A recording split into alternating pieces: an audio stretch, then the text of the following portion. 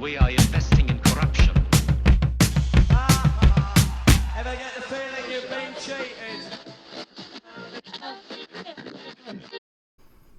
During my enforced stay at home back in March, I quickly got sick of Netflix and their increasingly woke offerings and decided to go back to where men were men and people would have looked at you strangely if you said women could be men. Fortunately, YouTube has an abundance of classic movies, so I went back to the future past to find out if films really were better back then. Starting with Stagecoach, I realised that I'd never seen the film that made John Wayne a star, and I was not disappointed. After a few months, I watched many of the all-time greats and thought I would recommend a few. In a time before simps, gender-fluid males, and toxic masculinity, there were men who were still allowed to be strong and even heroic. Damn, it seems like such a long time ago. Having 3 boys myself, I don't want them growing up thinking the future is only female and the patriarchy needs to be smashed. So let's get back to some good old-fashioned man stuff.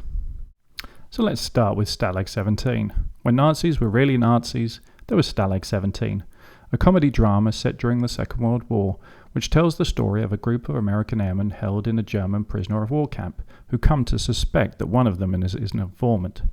Directed and produced by Billy Wilder, who was a filmmaker and screenwriter. Born in Austria, his career in Hollywood spanned over 5 decades. He is regarded as one of the most brilliant and versatile filmmakers of the Hollywood Golden Age. William Holden was an American actor who was one of the biggest box office draws of the 50s. He won the Oscar for Stalag 17. Holden starred in some of Hollywood's most popular and critically acclaimed films. Billy Wilder and Edmund Bloom adapted the screenplay from the Broadway play by Donald Bevan and Edmund Chizitsky, which was based on their experiences as prisoners in Stalag 17. I first saw this film when I was a kid. I hadn't seen it in many years. I watched it with my 3 boys during lockdown, and my 11-year-old now rates it as his favourite film. This film is brilliant entertainment, and has some good pace, which can be a problem with older films. Beyond the entertainment, this is a great story, and many interesting ideas and social commentaries. The only aspect that doesn't hold up particularly well is the comedy scenes. Now, could this film be made today? A white male lead, an all-male cast, is a definite no-no in Hollywood, and the objectification of the female Russian prisoners is also toxic. Holden's character is an entrepreneur who represents the best of the can-do attitude of America, which is way too positive for today's anti-American left. It could be remade today with an all-female cast and Brie Larson in the lead. The camp commander could also be played by a Trump lookalike to show the parallels between Trump and actual Nazis. Those poor suckers, Manfredi and Johnson. They got out of Stalag 17 all right, only not quite the way they wanted to go. Somebody in our outfit was tipping off the crowd sure enough. Only who was it? The Animal? Or Harry? Or Hoffy? Or Price? Or Blondie? Or Goofy Joey? Or Duke? It sure wasn't me. Maybe it was Sefton. Sergeant J.J. Sefton. I guess it's about time I told you a few more things about that Sefton guy. If I was anything of a writer, I'd send it into the Reader's Digest for one of those most unforgettable characters you've ever met. He was a big-time operator, always hustling, always scrounging. In a time when Western studies meant an interest in all things cowboy, and not how corrupt and patriarchal our modern Western societies are, there was High Noon, an American Western movie. The plot, which plays out in real time, centers on a town marshal whose sense of duty is tested when he must decide to either face a gang of killers alone or leave town with his new wife. The director, Alfred Zimmerman, was born in Austria. He won 4 Academy Awards for directing films in various genres, including thrillers, westerns, and film noir. He made 25 feature films during his 50-year career. Zimmerman was among the first directors to insist on using authentic locations and for mixing stars with civilians to give his films more realism.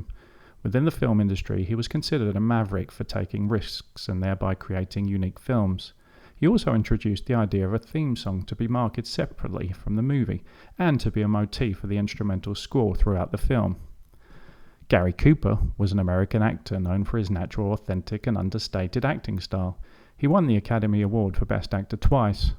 Cooper's career spanned 36 years from 25 to 61, and including leading roles in 84 feature films. He was a major movie star from the end of the silent film era through to the end of the golden age of cinema. Cooper began his career as a film extra and stunt rider. He became an actor in early silent films. Throughout his career, he sustained a screen persona that represented the ideal American hero. The screenplay by Carl Foreman was mired in controversy at the time of its release due to its political themes. The film was nominated for 7 Academy Awards and won 4.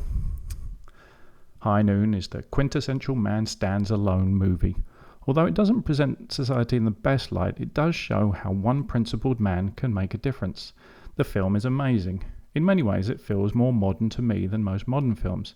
The fact that it has a low budget and the action happens in real time gives it an almost indie movie feel. I didn't see it when I was a kid because for some reason I wasn't really a Gary Cooper fan, but I am now. Also, the fact that the events unfold in real time really had me sweating by the end. Could this film be made today? A middle-aged man standing up for what's right?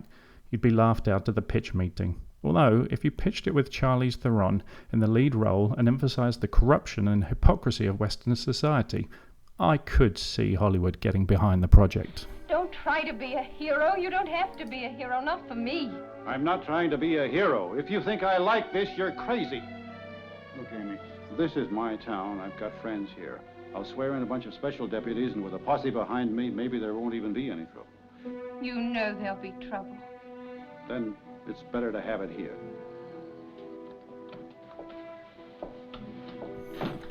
Stagecoach is an American Western. It follows a group of strangers traveling through dangerous Apache territory. The film transcends the Western genre. Both the collection of archetypal characters and their journey is a mythical representation of the American dream of freedom and meritocracy. The director, John Ford, is best known for Westerns. Ford made frequent use of location shooting and long shots, in which his characters were framed against a vast, harsh and rugged terrain. Ford's work was held in high regard by his colleagues, with Orson Welles and Ingmar Bergman among those who named him as one of the greatest directors of all time. In a career of more than 50 years, Ford directed over 140 films. John Wayne, nicknamed the Duke, was among the top box office draws for 3 decades, famous for his roles in westerns. He started with mostly bit parts, but his first leading role came in the western The Big Trail in the 1930s, an early widescreen epic, which was a box office failure. He had lead roles in numerous B-movies during the 30s without becoming a major name. It was John Ford's Stagecoach that made Wayne a mainstream star. He ended up starring in 142 motion pictures. For me, the story is the bedrock of any great film, and Dudley Nichol's screenplay of Ernest Haycock's short story, The Stage to Lordsburg, is exceptionally well crafted. This is how subversion in film should be done. The prostitute and the outlaw end up as the heroes, whilst the traditionally respected characters show their hypocrisy. These subversions seem cliched now, but at the time they were groundbreaking. For a film that is almost 90 years old, it's not surprising that some of the elements are problematic. Its depiction of Native Americans as simplistic savages has been criticized, and Mexicans are not held in the highest regard. But as we are recommending non-woke films, we won't dwell on this. And besides, the film isn't really about them. Could this film be made today? Ironically, the oldest of these 3 films is most likely to get a remake that wouldn't have to be changed beyond recognition. The portrayal of the banker as the villain and the moral voices of the town as small-minded plays well for today's social justice warriors. And the prostitute, drunk and outlaw as the heroes also works. It is a narrative that Hollywood still likes to push.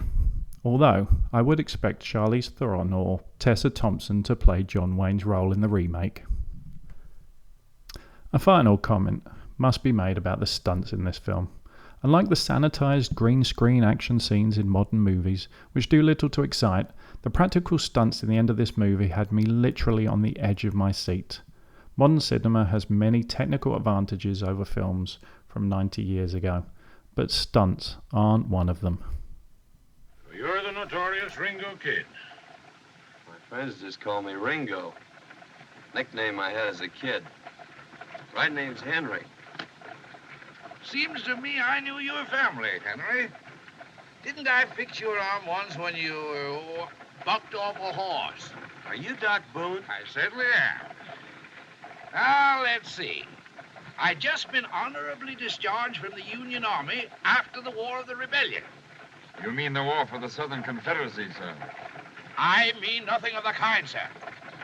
That was my kid brother broke his arm. You did a good job, Doc, even if you was drunk. Thank you, son. Professional compliments are always pleasing. Yes, they are. What happened to that boy whose arm I fixed? He was murdered.